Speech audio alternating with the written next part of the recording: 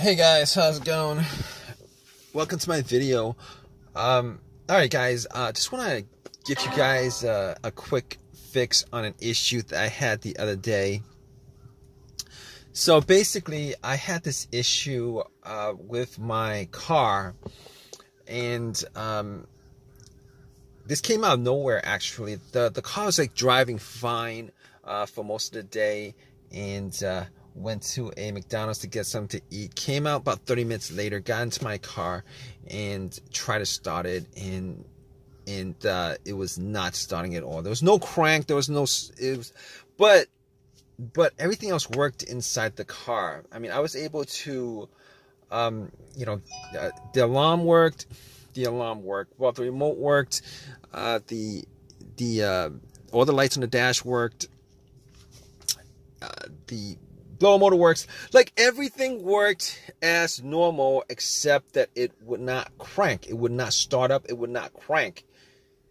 So that was a bit of an annoyance, a frustration that I was dealing with. And I was like, okay, this this car has been pretty good. I've had virtually no issues with it. It's driven fine. There's no check engine light. Haven't had any issues with it since I had it. And all of a sudden, this came up where, out of nowhere, out of the blue, it just would not start up. So I was a bit annoyed by it, but I had to solve the issue. So what I did was I turned on my headlights and went out just to see how bright the headlights were, because I wanted to gauge how much charge was in the battery. Maybe the battery had, maybe I need to change the battery or something, but the headlights were like super, super, super bright.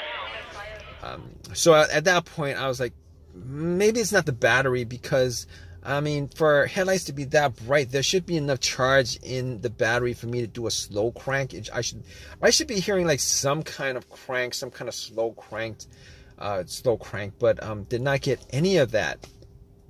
So that had me scratching my head. I went back into my car, and pretty much what I did was I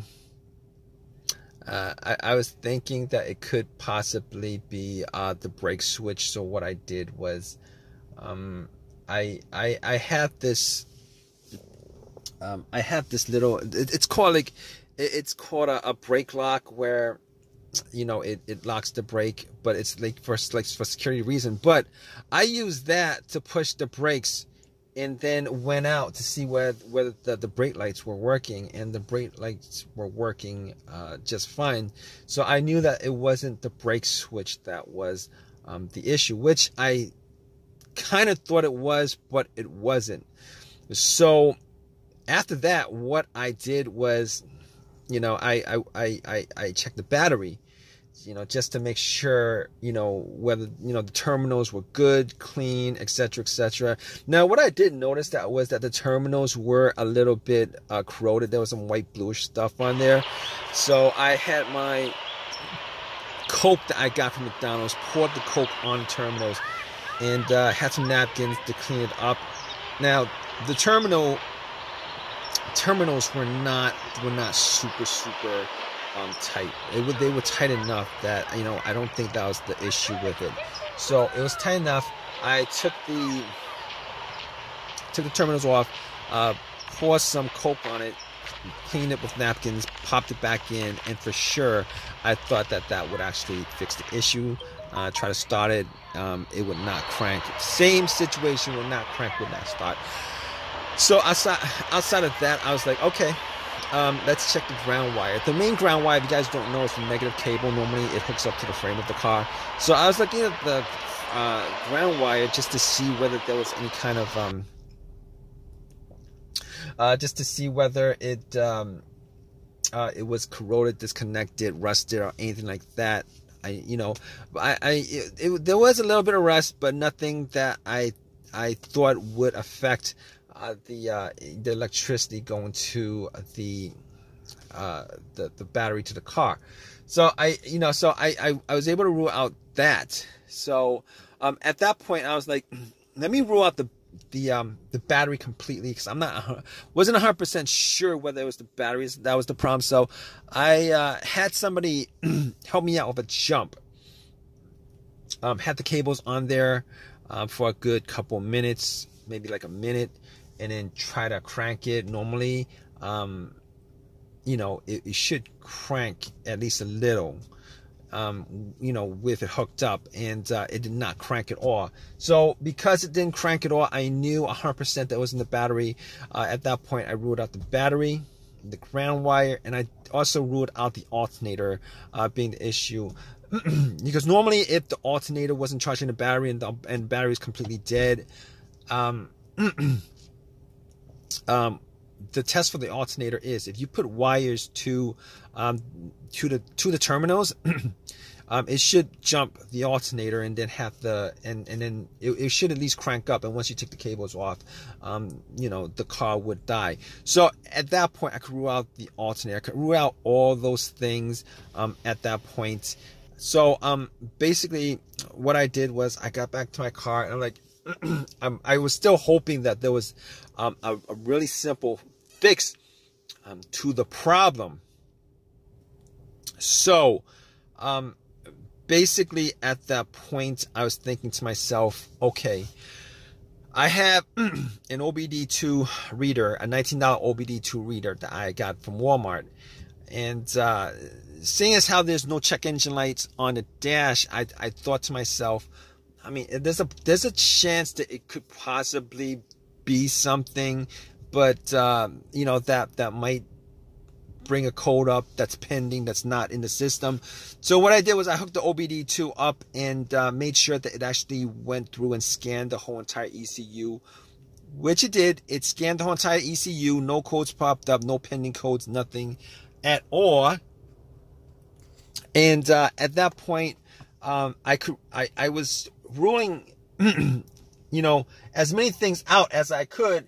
And at that point, I ruled that out.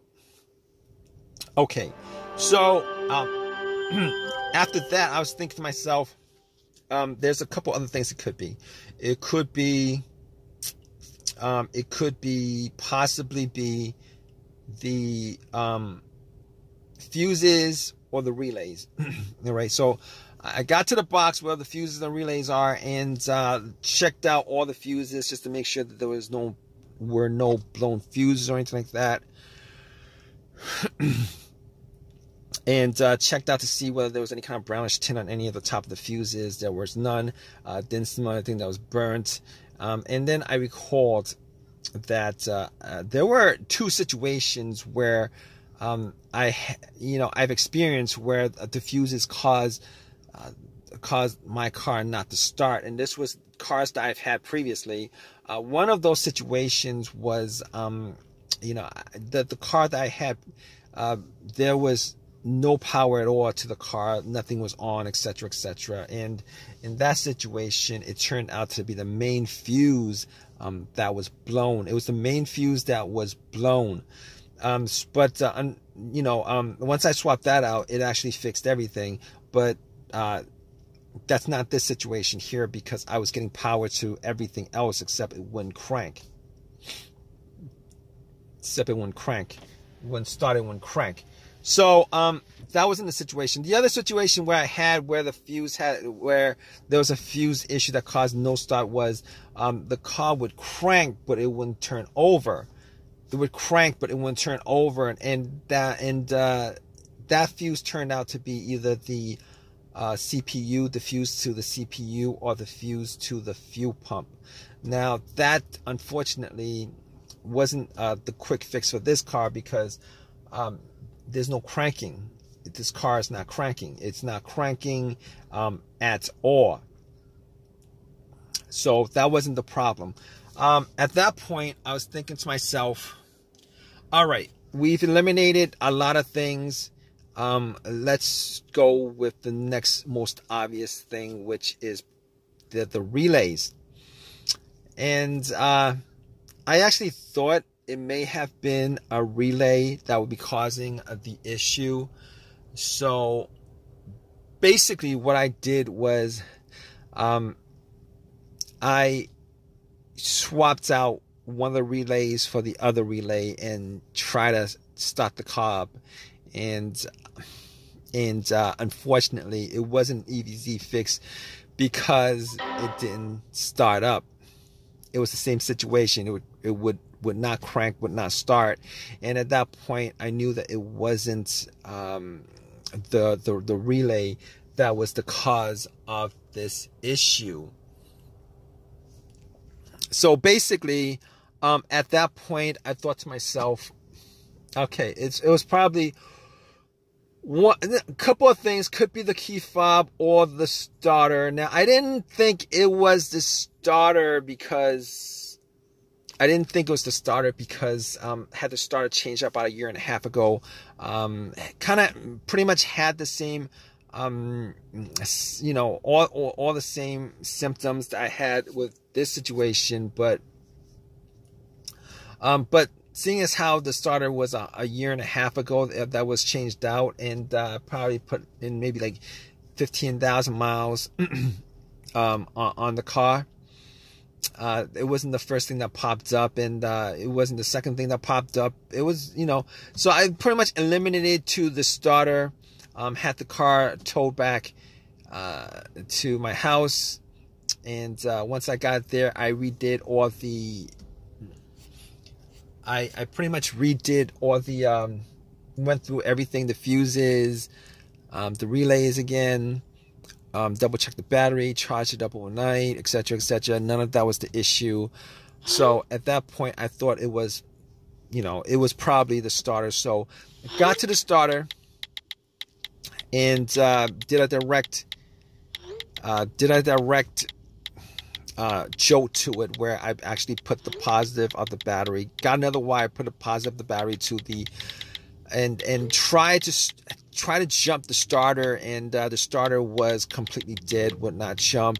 At that point, I knew like 99% was the starter. Took it out, went to AutoZone, had them tested it, and it was definitely the starter that was the problem. And because the starter was warranted had a lifetime warranty on it, got another free starter, popped it in, and it worked. And it's been working ever since. So if you guys are stuck in this situation where you guys are looking for a fix for it, there's a good chance that probably one of the things that I went through in this video could possibly fix your situation. Hopefully it's not the starter where you're stranded until you get the starter changed up. Anyway, if this has helped you guys out anyway, please leave give me a positive feedback. Please subscribe. Please comment if you guys have any comment on this video. All right, guys, take care.